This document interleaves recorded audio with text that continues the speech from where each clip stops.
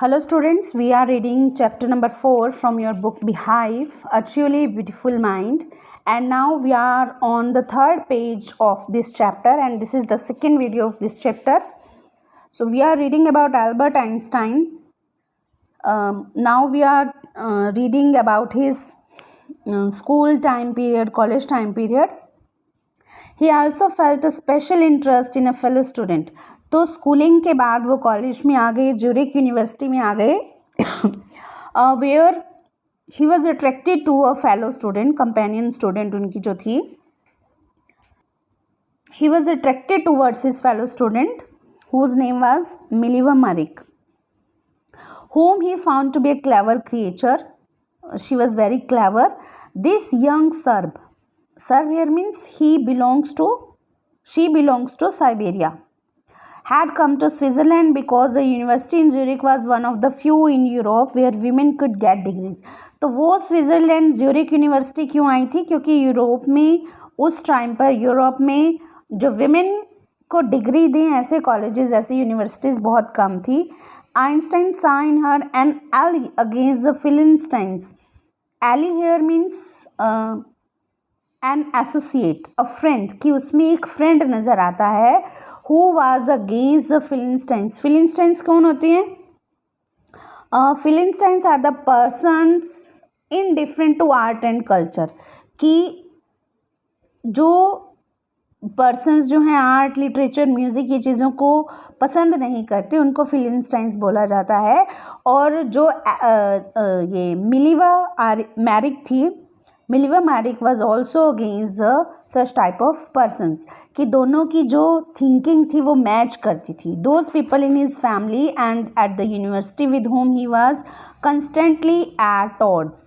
Constantly here means always, at odds means in conflicts, कि हमेशा उसका झगड़ा रहता था, कन्फ्लिक्ट्स होते रहते थे फैमिली के साथ भी और यूनिवर्सिटी में भी, जो कि फिलिस्टाइन टाइप ऑफ नेचर थे, उनकी थिंकिंग इस तरह की थी. The couple fell in love, letters survive in which they put their affection. तो दोनों जो थे वो दोनों के बीच में जो लेटर सर्वाइव कर रहे थे, survive here means they were sending letters to each other in which they put affection here means love into words, mixing science, कि वो जो एक दूसरे को फीलिंग्स अपनी शेयर करते थे थ्रू लेटर्स, तो उसमें भी साइंस के वर्ड्स मिक्स होते थे with tenderness here means emotions के साथ. तो आइंस्टाइन लिखते हैं, how happy and proud I shall be when we both have brought our work on relativity to a victorious conclusion. तो साइंस वाली लैंग्वेज में ही वो अपने इमोशंस को लिख रहे हैं कि कितने खुश और प्राउड मैं फील करूँगा जब हम दोनों ही अपने काम को रिलेटिविटी के साथ, कोऑपरेशन के साथ विक्टोरियस कंक्लूजन की तरफ आगे बढ़ेंगे अपने काम को करते हुए. In 1900 at the age of 21, Albert Einstein was a university graduate and unemployed. इससे पहले जब वो 21 ईयर ओल्ड थे तो एल्बर्ट जो थे वो यूनिवर्सिटी से ग्रेजुएशन कर चुके थे, but still he was without a job, he was unemployed. He worked as a teaching assistant, कि एकदम से वो सक्सेसफुल नहीं हो गए, एकदम से वो ग्रेट साइंटिस्ट नहीं बन गए. He had to struggle in his life, he had to do hard work in his life. Then with the hard work, with the intelligence, he became a great scientist. तो he worked as a teaching assistant, gave private lessons, private tuitions, एक assistant teacher वो बने and finally secured a job in 1902. तो after 2 years उनको job milli as a technical expert in the patent office in Bern. और वो scientist की job नहीं मिली उन्हें, एक टेक्निकल एक्सपर्ट की जॉब मिली पेटेंट ऑफिस में, बर्न में. पेटेंट ऑफिस क्या होता है कि आपने कोई इन्वेंशन की है किसी चीज़ की, तो आप उसको पेटेंट करवाते हो कि भाई कोई और उसकी कॉपी ना कर सके, तो इसको पेटेंट बोलते हैं. तो उस ऑफिस में टेक्निकल एक्सपर्ट कि भाई हाँ ये पहले तो किसी और ने इन्वेंशन नहीं की हुई थी, किसी और की इन्वेंट की हुई चीज़ तो नहीं लेकर आ गए अपने नाम करवाने पर, तो वो ये चीज़ें चेक करते थे. While he was suppose to be assessing other people's invention, कि जहाँ पर उनसे उम्मीद की जाती थी कि वो दूसरे लोगों की इन्वेंशंस को असेस करेंगे. Einstein was actually developing his own ideas in secret. तो ये सब कुछ करते करते उनके अपने भी सीक्रेटली अपने आइडियाज़ भी डेवलप हो रहे थे. He said to have jokingly called his desk drawer at work the bureau of theoretical physics. तो वो मजाक में जोक करते हुए कह देते थे कि उनका जो डेस्क ड्रॉअर था वो ब्यूरो ऑफ थियोरेटिकल फिजिक्स था, कि वो जो आइंस्टाइन थे वो धीरे धीरे अपना जो उनका फिज़िक्स में जो भी उनको इन्वेंट करना था उसकी तरफ वो बढ़ रहे थे, और वो सारे जो उनके रिसर्च पेपर रहते थे वो उस कैबिनेट में उनके रहते थे. One of the famous papers of 1905 was Einstein special theory of relativity according to which time and distance are not absolute. और उनकी जो फेमस पेपर था उनका, जो उन्होंने थ्योरी दी स्पेशल थ्योरी ऑफ रिलेटिविटी, और जिसके अकॉर्डिंगली, जिस थ्योरी के अकॉर्डिंग टाइम और जो डिस्टेंस होती हैं वो फिक्स्ड नहीं होते, इंडिपेंडेंट नहीं होते. Indeed two perfectly accurate clocks will not continue to show the same time if they come together again after a journey if one of them has been moving very fast relative to the other. तो Einstein ने कहा कि दो perfect accurate clocks जो हैं वो बिल्कुल same time नहीं दिखाएंगी अगर वो एक जर्नी के बाद वापस आए, उनमें से एक जो है वो तेज़ चल रहा हो दूसरे की बजाय. From this followed the world's most famous formula which describes the relationship between mass and energy. तो यही इसी थ्योरी से उन्होंने फेमस फार्मूला दिया जो कि मास और एनर्जी के रिलेशनशिप को डिफाइन करता है, that is E equal to mc square. तो in this mathematical equation E stands for energy and m for mass and c is for the speed of light in a vacuum.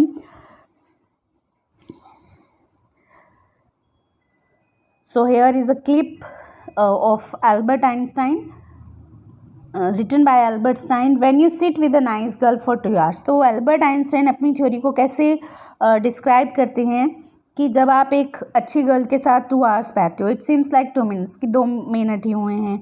And when you sit on a hot stove for 2 minutes, जब आप एक गर्म जगह पर बैठ जाओ 2 minute के लिए तो ऐसा लगता है कि 2 hours हो गए. That is relativity. तो रिलेटिविटी को वो डिफाइन करते हैं कि जब हम हैप्पी होते हैं, अच्छे मोमेंट्स हो रहे होते हैं तो हमें लगता है कि टाइम बहुत कम था, लेकिन अगर बुरे इवेंट्स के थ्रू हम गुजर रहे होते हैं तो हमें लगता है कि टाइम पीरियड बहुत लंबा था. So that is relativity. Now come to the next page.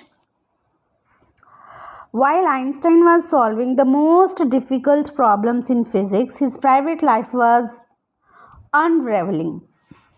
Unraveling here means going wrong. It started to fail. कि उनकी प्राइवेट लाइफ में जो सर्कमस्टांसिस थी वो अच्छी नहीं थी, वो प्रॉब्लम फेस कर रहे थे. जब वो आइंस्टाइन जो थे वो सॉल्व कर रहे थे, फिज़िक्स की सबसे बड़ी प्रॉब्लम को सॉल्व कर रहे थे, तो उनकी अपनी लाइफ भी फुल ऑफ प्रॉब्लम्स थी. Albert had wanted to marry Mileva right after finishing his studies. तो एल्बर्ट जो थे वो अपनी एजुकेशन स्टडीज़ को कंप्लीट करते ही मिल्वा से शादी करना चाहते थे. But his mother was against it. But his mother didn't like this idea.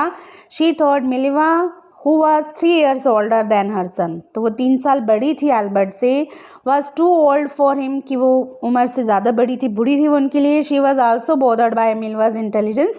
और किस चीज़ से वो थोड़ी परेशान थी, कंसर्न थी वो, कि मिल्वा जो थी वो एल्बर्ट की तरह ही इंटेलिजेंट थी. She is a book like you. तो उनकी मदर कहती थी कि वो बुक है आपकी, एल्बर्ट की तरह ही. Einstein put the wedding off. तो Einstein wedding off here means postpone कर रहे थे वेडिंग को.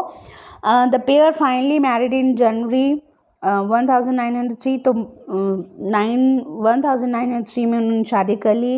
And had 2 sons. But a few years later the marriage faltered. लेकिन कुछ सालों बाद जो मैरिज थी वो वीक हो गई, टूट गई उनकी शादी.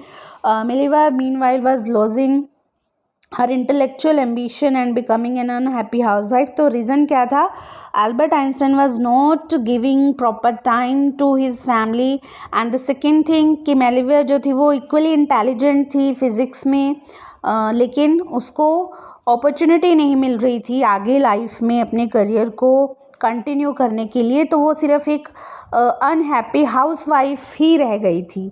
So was losing her intellectual ambition, कि वो अपनी जो ऑब्जेक्टिव था उसका लाइफ का, उसकी इंटेलिजेंस को आगे बढ़ाने का, कुछ करने का, वो उसका बिल्कुल ख़त्म होता जा रहा था। वो एक हाउसवाइफ, अनहैप्पी हाउसवाइफ बनकर रह गई थी।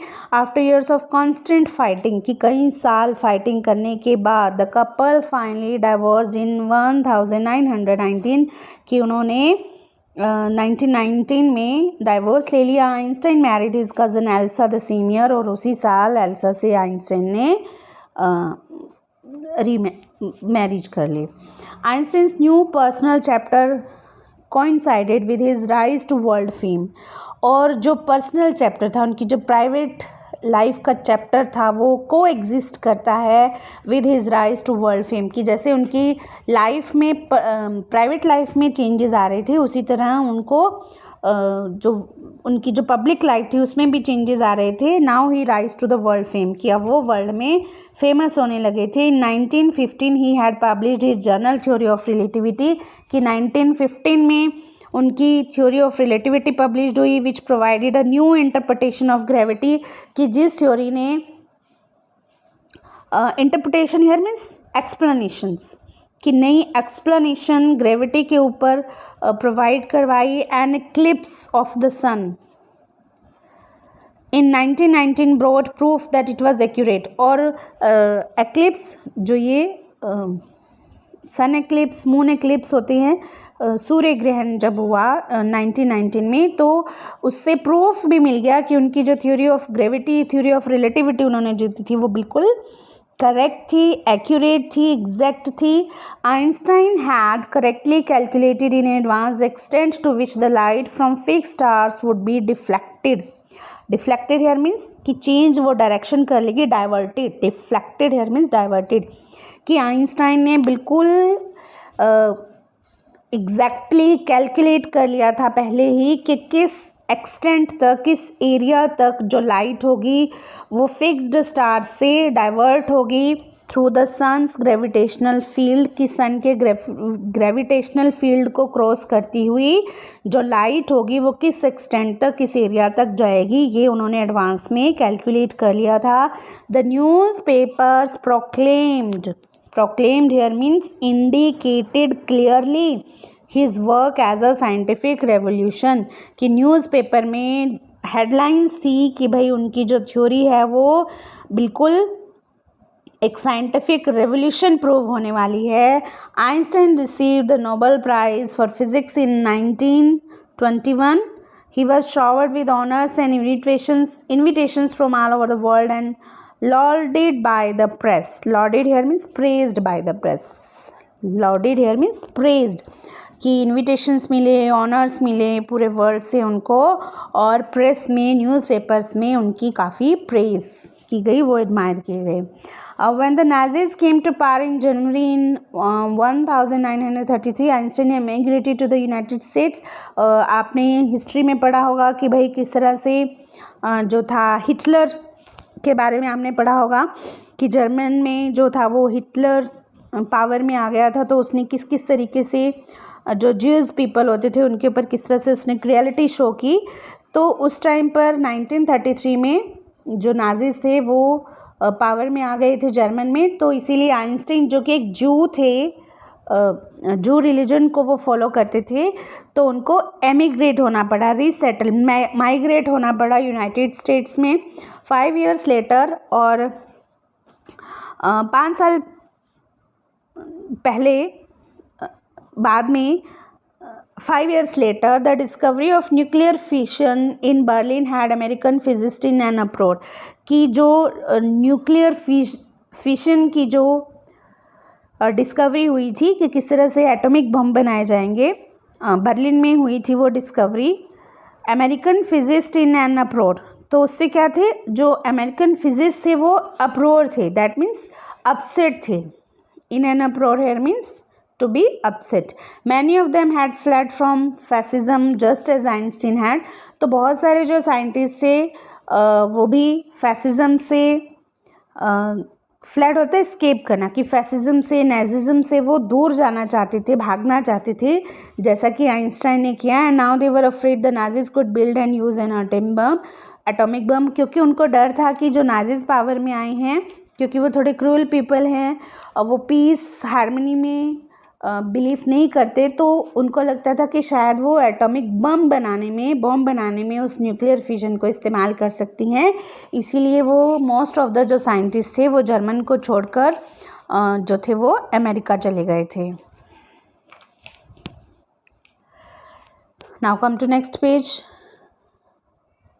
Eight the urging of a colleague, urging here means request, कि एक colleague here means fellow worker कि कलीग की रिक्वेस्ट पर Einstein wrote a letter to the American president Franklin D Roosevelt, कि उन्होंने अमेरिका के उस टाइम के जो प्रेसिडेंट थे फ्रैंकलिन डी रूजवेल्ट, उनको 2 अगस्त 1939 को एक लेटर लिखा इन विच ही वार्न्ड, जिसमें उन्होंने वार्न किया single bomb of this type की एटॉमिक बम, एक एटॉमिक बम भी exploded in a port, exploded here means burst, blow up, कि अगर वो फोड़ दिया जाता है एक पॉट पर, might very well destroy the whole port together with some of the surrounding territory, कि वो पूरे पॉट को और उसके आसपास के सराउंडिंग एरियाज को डिस्ट्रॉय कर देगा। His words did not fail to have an effect, और उनके जो वर्ड्स थे, जो उन्होंने रिक्वेस्ट की थी, कोई उनका इफेक्ट्स नहीं हुआ। The Americans develop the atomic bomb in a secret project of their own, तो अमेरिकन्स ने भी एटॉमिक बम सीक्रेटली जो थे वो अपने आप से डेवलप किए। And dropped it on the Japanese city Hiroshima and Nagasaki in August 1945, और अमेरिका ने वो एटॉमिक बम जो थे वो जापान के हिरोशिमा और नागासाकी सिटीज़ के ऊपर गिरा दिए थे during the second world war. Einstein was deeply shaken bye means jolted, कि उनको धक्का लगा, he was shocked by the extent means expand scale of the destruction, कि इतनी ज़्यादा डिस्ट्रक्शन हुई, मैसिव डिस्ट्रक्शन थी, जिसकी वजह से उन्हें बहुत धक्का लगा। This time he wrote a public missive to the United Nations, तो इस बार उन्होंने एक पब्लिक लेटर लिखी, जो कि लॉन्ग ऑफिशियल लेटर होती है मिसिव, किसको लिखी? यूनाइटेड नेशंस को। In it he propose the formation of a world government, जिसमें उन्होंने सजेशंस दी कि एक वर्ल्ड गवर्नमेंट बनाई जाए। Unlike the letter to Roosevelt this one made no impact, कि जैसे कि रूजवेल्ट को लेटर लिखने का कोई असर नहीं था, this one made no impact, this letter also did not have any effect on the government और on the United Nations. But over the next decade, लेकिन अगले ही 10 साल बाद Einstein got ever more involve in politics, की वो ज़्यादा politics में इन्वॉल्व होने लगे थे। Agitating for an end, agitating here means struggling for an end to the arms build-up. Arms here means yes, the arms here means the war arms which are used in wars, कि जो arm से, जो gun से, bomb से, tanker से जो buildup किए जा रहे थे उसको एंड किया जा सके, इसके लिए वो स्ट्रगल कर रहे थे। And using his popularity to campaign for peace and democracy, और वो अपनी पॉपुलैरिटी को यूज़ कर रहे थे कि भाई किसी तरह से पीस हारमनी जो है वो मेंटेन की जा सके, डेमोक्रेसी मेंटेन की जा सके, कि लड़ाई झगड़ा बंद हो सके, और आर्म्स जो इतने सारे कंट्रीज़ बना रहे थे वो किसी तरह से रुक सकें। When Einstein died in 1955 at the age of 76, he was celebrated as a visionary and world citizen as much as a scientific genius. तो 1955 में जब उनकी डेथ हुई, he was of 76 and he was celebrated as a visionary. Visionary here means idol, कि एक idol की तरह उनको सेलिब्रेट किया गया। एंड वर्ल्ड सिटीज़न, उनको पूरे वर्ल्ड के सिटीज़न हासिल थी। As much as a scientific genius, कि वो जितने ही एक साइंटिफिक जीनियस थे उतने ही एक अच्छे ह्यूमन बीइंग थे, एक आइडियल थे। He was a person who can think about the future in an original and intellectual way, तो ऐसे वो पर्सन है। So here we have come to know that genius are born not by birth, they don't have any sign of greatness when they take birth. It is the hard work, continuous hard work, that makes a person great or genius. Have a nice day.